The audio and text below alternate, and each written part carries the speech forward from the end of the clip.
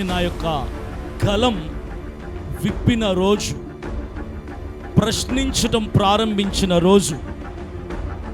అభినయ్ దర్శన్ అనే ఒకడున్నాడు, క్రైస్తవుడికి కష్టం వస్తే మాట్లాడడానికి అని క్రైస్తవులకి తెలియచేసిన రోజు,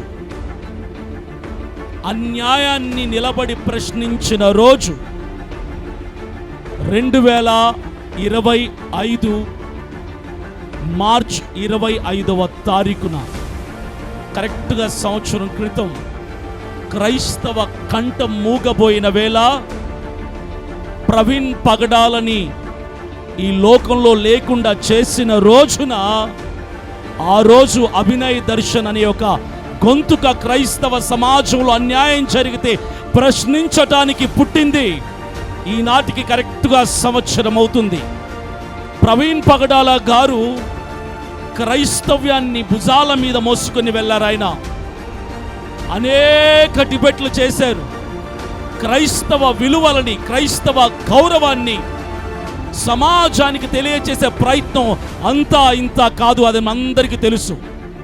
ఆయన మరణించక మునుపు ఆయన కొందరికే తెలుసు, కానీ ఆయన మరణం తర్వాత నాట్ ఓన్లీ ఫర్ క్రిస్టియన్స్, క్రైస్తవులకు మాత్రమే కాదు, ప్రపంచ దేశాలందరి ఇళ్లలో ఆయన వెళ్ళి క్రీస్తు స్వార్థ ప్రకటించాడు. ఆయన మరణించిన తర్వాత ఈ రోజుకి నేను చెప్పగలను, ఒక క్రీస్తు కొరకు హతసాక్షిగా మారినటువంటి ప్రవీణ్ పగడాల గారు ఇప్పటికీ అమరుడే, అమరుడే, అమరుడే.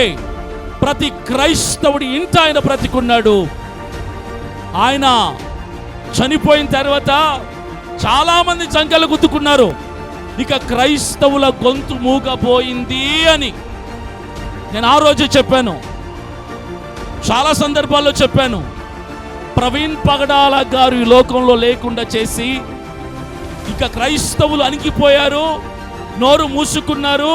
వాళ్ళ తరపున వాదించే వాళ్ళు లేరు, ప్రశ్నించే వాళ్ళు లేరు, అన్యాయాన్ని నిలదీసే వాళ్ళు లేరు అనుకున్న ప్రతి ఒక్కరికి ఆ రోజు చెప్పాను, ప్రవీణ్ పగడాల గారి మరణం నిద్రపోతున్నటువంటి సింహాల వంటి క్రైస్తవుల్ని తట్టి తట్టి తట్టి తట్టి తట్టి లేపితే ఈరోజు నాలాంటి వాళ్ళు అనేకులు ఆయన వేసిన మార్గంలో నడుస్తున్నాం.